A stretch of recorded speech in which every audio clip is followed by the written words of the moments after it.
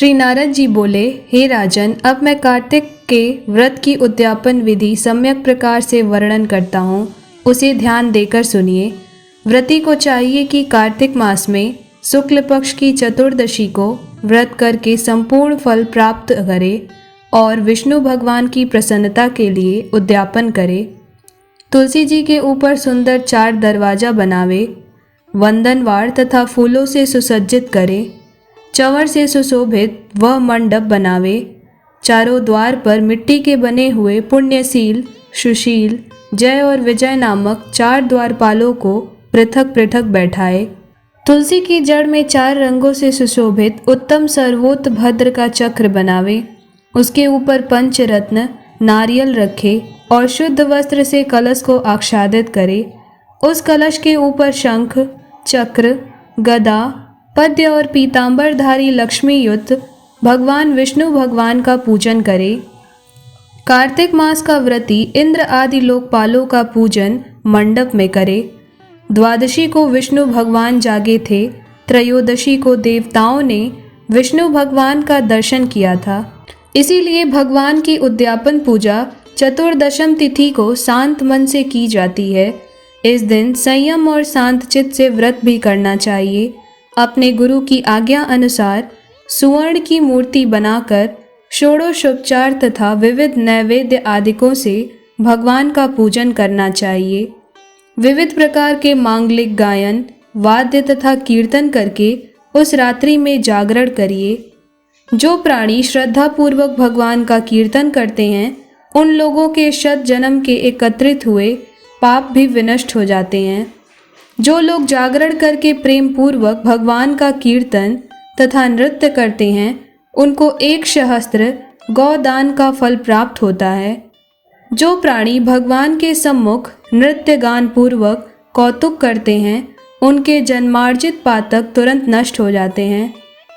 जो प्राणी विष्णु भगवान के सम्मुख नृत्य और गीत आदि कौतुक करता हुआ जागरण करता है तथा उनके चरित्रों का पाठ करके विष्णु भक्तों को प्रसन्न करता है, व्यर्थ की बातों का त्याग कर मुख से बांसुरी आदि बजाता है, इन भक्ति भावनाओं से युक्त जो मनुष्य रात्रि भर जागरण करता है, उसे करोड़ों तीर्थों के करने के समान पुण्य फल प्राप्त हो जाता है। तदंतर पूर्णमासी को स्त्री सहित श्रेष्ठ 30 ब्राह्मणों को या केवल एक ही श्रेष्ठ ब्राह्मण को सब पत्नीक सामर्थ्य अनुसार पायसान भोजन कराना चाहिए, क्योंकि इस दिन विष्णु भगवान ने भक्तों को वरदान दिया था और मत्स्य रूप धारण किया था। अतः इस तिथि को दान, हवन, जप आदि जो कुछ भी विष्णु भगवान के निमित्त होता है, वह अक्षय फल को देने वाला होता है। इस कारण व्रती उक्त 1 या 30 ब्राह्मणों को पायसन भोजन करवावे। तब देवताओं के देवता विष्णु भगवान को तथा और देवताओं को अलग अलग प्रसन्न करने के लिए अतो देवा इन दोनों वैदिक मंत्रों से तिल और पायसन का हवन करे। उन ब्राह्मणों को अपनी सामर्थ्य के अनुसार दक्षिणा दे, प्रणाम करे। पुनः विष्णु देव की पूजा कर अन्य देवताओं तथा तुलसी का तथा कपिला गौ का पूजन कार्तिक व्रती मनुष्य सावधानी से करे। व्रत का उपदेश करने वाले सब पत्निक गुरु तथा उन सब पत्निक ब्राह्मणों का वस्त्र आभूषण आदि से पूजन कर क्षमा की प्रार्थना करे। प्रार्थना मंत्रों का अर्थ, आप सब लोगों की अनुकंपा से मुझ पर विष्णु भगवान सर्वदा प्रसन्न रहें। इस व्रत के करने से मेरे 7 जन्मों के किए हुए पाप नष्ट हो जावें और मेरी संतान चिरंजीवी रहे। इस पूजा के द्वारा मेरी सभी अभिलाषाएं पूर्ण होवें। मेरी मृत्यु होने के पश्चात मुझे अतिशय दुर्लभ विष्णु लोक प्राप्त हो। व्रत करने वाला इस प्रकार ब्राह्मणों से क्षमा की प्रार्थना करे और उनको प्रसन्न करके विदा करे। पूजा की उन संपूर्ण वस्तुओं को गौ के साथ गुरु को दे दे। इसके पश्चात बंधुओं और मित्रों के साथ स्वयं भी भोजन करे।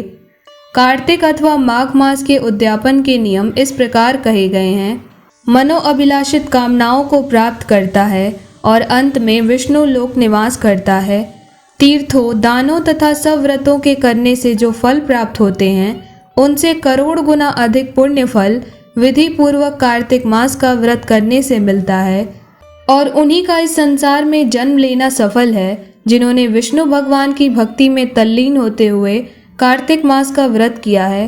कार्तिक मास का व्रत करने वाले के पुण्य भय से उसके समस्त पाप कांपते हैं और इधर उधर भागते फिरते हैं और कहते हैं कि अब हमारा जाना कहाँ होगा।